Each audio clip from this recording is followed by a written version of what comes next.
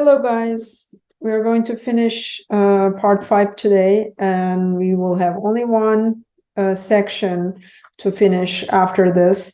And we are actually getting close to the end of the semester as well. So I'm going to talk more about strategic marketing. Your main project is social media marketing strategy. So this will be helpful for you when you're preparing for your project too. So let's just talk about influencer marketing and also a little bit about social media marketing agencies. Everybody knows what influencer marketing is. This is basically to find influencers who already have a significant following to promote your brands, your products, or your services. And a lot of those influencers have an impact on consumers because people follow them for their advice. Sometimes they like their style, so they follow them for their style, or they trust them and they trust their opinions about products. So influencers have a lot of power, and they can make customers or make their following go buy products that they're advertising or they're talking about in their social media accounts. So this is a huge marketing opportunity in the fashion industry, especially. And you have seen that happening even more with the advance of Instagram, TikTok, Snapchat, and all that. I mean, in the past, it was just about bloggers, and now it has expanded to all these different social media users. There's a quote I want to read to you. It says, influencers are individuals who have the ability to influence the opinions or buying decisions of your target audience. They may be anyone, celebrities, journalists, or even bloggers. Influencers typically have a massive following on social media or blogs. A report reveals that 90% of consumers trust recommendations, especially from influencers. So when an influencer recommends a product or a service, it seems more trustworthy than any other forms of traditional advertising. So this is a huge power that influencers have. How do you select the right influencer to represent your brand? This is based on in an interview that I got some of that information, and the person who is being interviewed is a CEO of a social media marketing agency, and these are some of his suggestions on how to select the right social influencer. So there are 3 things to look at: content, engagement, and followers. In terms of content, you want to look at their content and see if their style matches your brand. Okay, and if their content is relevant to your brand.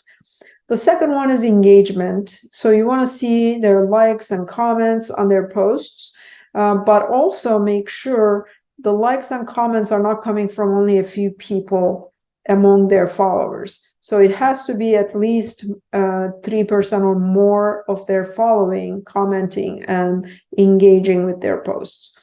Number 3 is followers. So this is both the amount of total followers, but also what kind of followers are following this influencer. So you want to scan through some of the followers of this influencer and try to gauge what kind of demographics, what kind of age group is following this influencer specifically, and if that matches your brand's target audience. I had a video about this probably about a month or so ago, and I don't know if you have seen it, but that was some tips to find jobs for you if you're looking for a job in a social media marketing agency.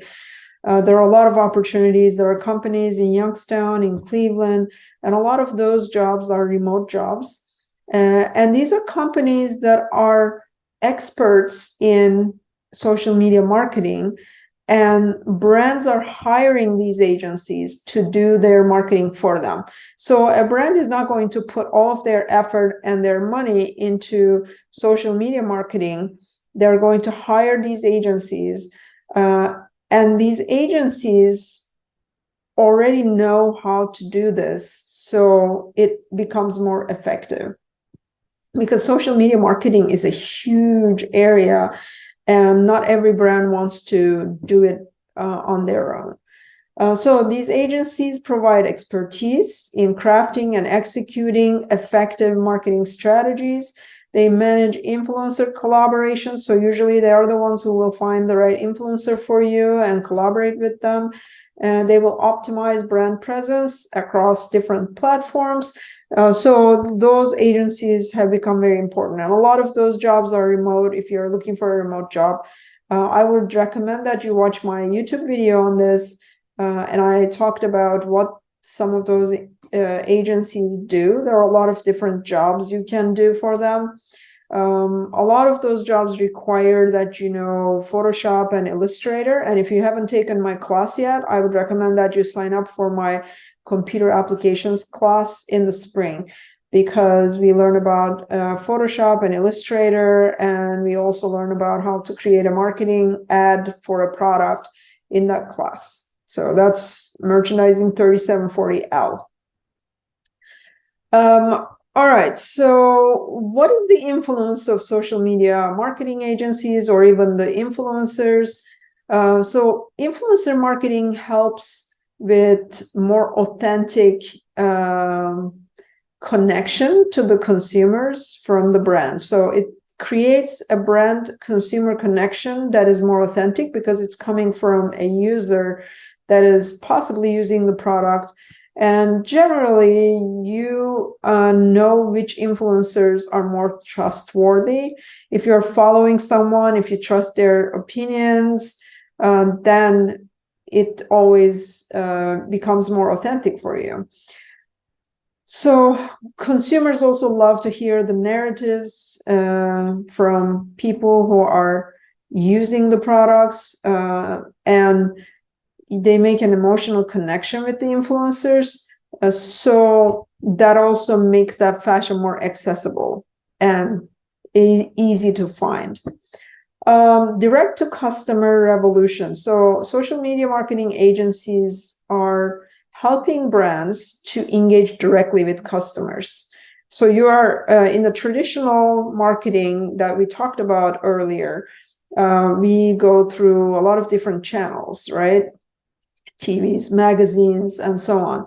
But now you're bypassing all of those traditional distribution channels, and you're in an environment where you are able to communicate with your consumer directly. So if they don't like your product, they can tell you, or if they want a product, they can tell you. You can see their feedback in real time.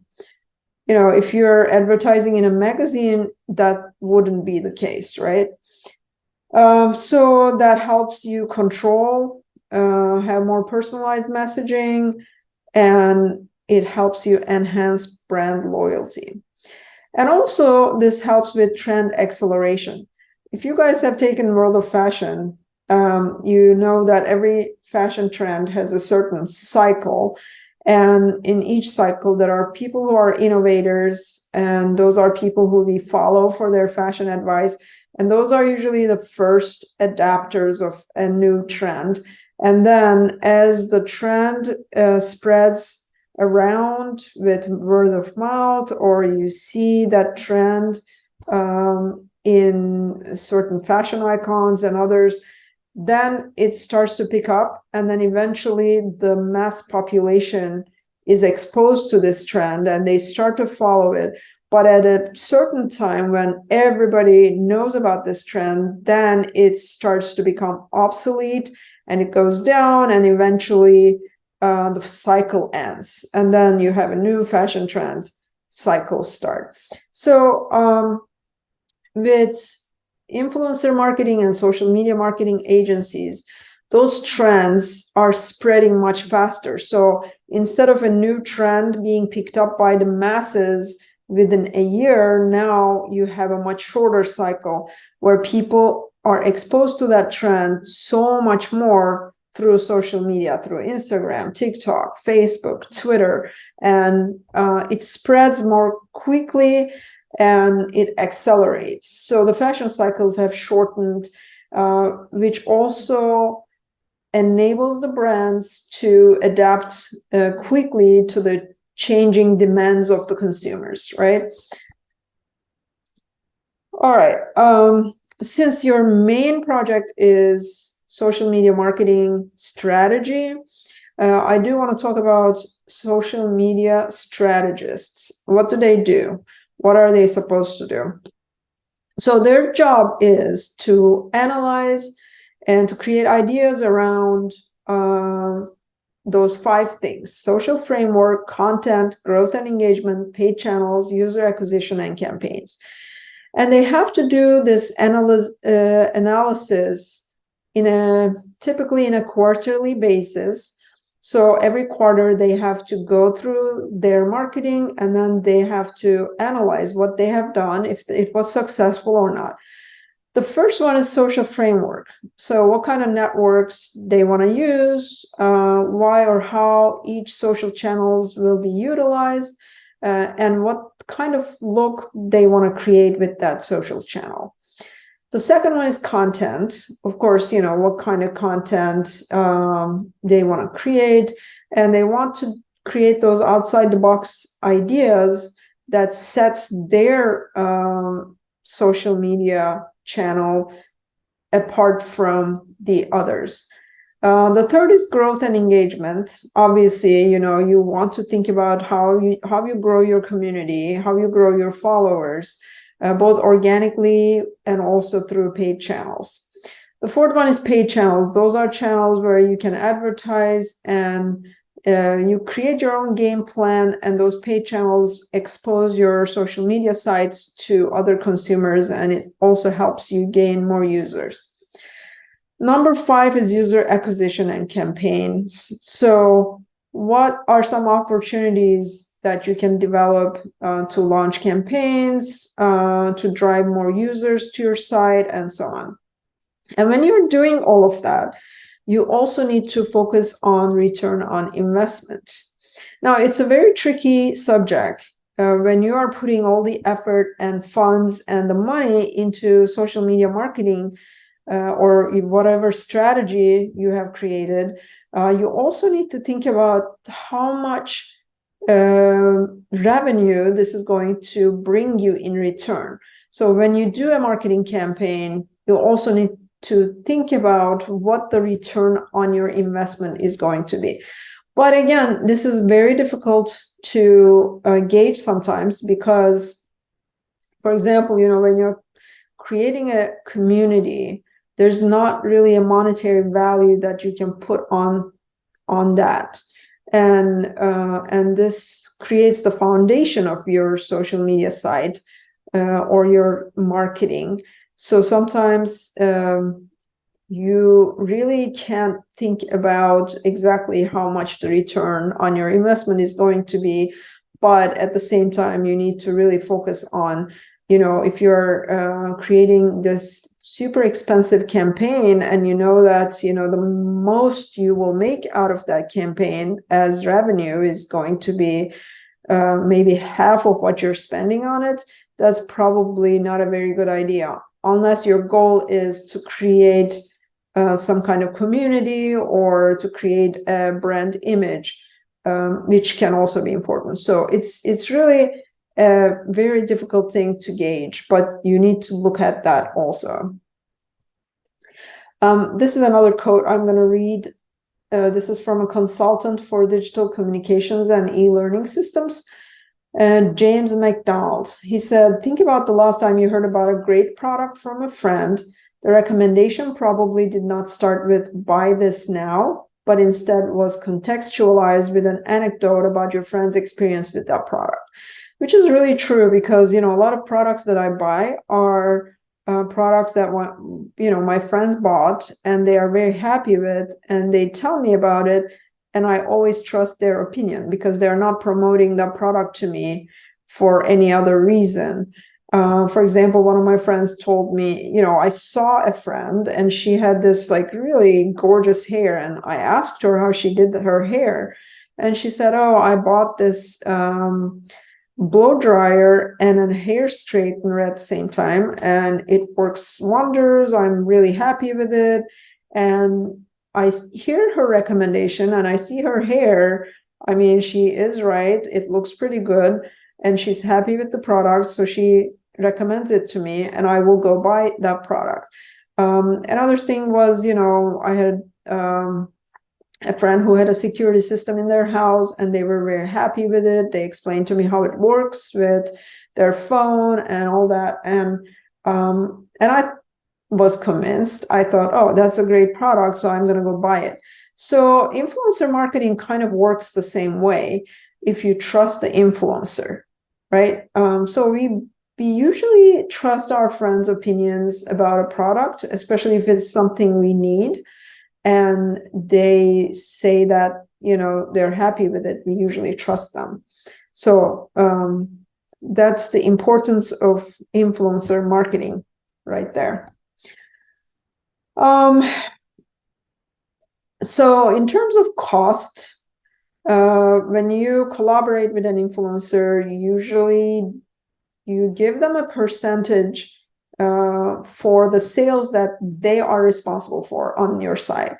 And CPA, cost per acquisition, is the term they use. So for example, if you're on an Instagram page and you're following a page and the influencer is saying that, oh, I'm using this product, I'm very happy with it. If you go buy it with my coupon code, you will get a 20% discount. So generally, this is how influencers collaborate with brands, and brands will offer that discount for them, for their users. So when you go through that Instagram account, they can see where you went through to buy their product. So that is the CTR, the click-through rate. This is the relationship between impressions and clicks out of the number of times your advertisement or search results is shown to a visitor and how often users click it and not ignore it. So when you click on an advertisement and you buy a product through that advertisement, they can see that that advertisement worked and it turned into a purchase. And similarly with influencers, it's the same thing. If you go and use their coupon code, they know that you are a customer coming because of the exposure of your product by that influencer. So those are important to know. I want to talk a little bit about digital curation. So this is the process of gathering, organizing, filtering, and categorizing all the products to create a collection of content that you can present to the consumers in an online platform. There are different types of curators: third-party curators, brand content curators, or gatekeeper curators. The third-party ones are people who have a certain reputation and people trust their opinions. So they go through an endless amount of internet content and find the right products or right content that you may be interested in. Brand content creators, they use a digital platform to begin a conversation about the brand, and they also try to represent the lifestyle that that brand represents. So they create a personality for that brand by showing you where people are using it, what kind of people are using that, and so on. And it just helps the consumers be interested in the brand. And gatekeeper curators, these are independent digital influencers. So these will go through a lot of different products, different brands, and they will just inform their audiences about a brand's authentic point of view, and that helps consumers to go to those products or to have exposure to those products. Now, one of the things I would recommend you when you are doing your now,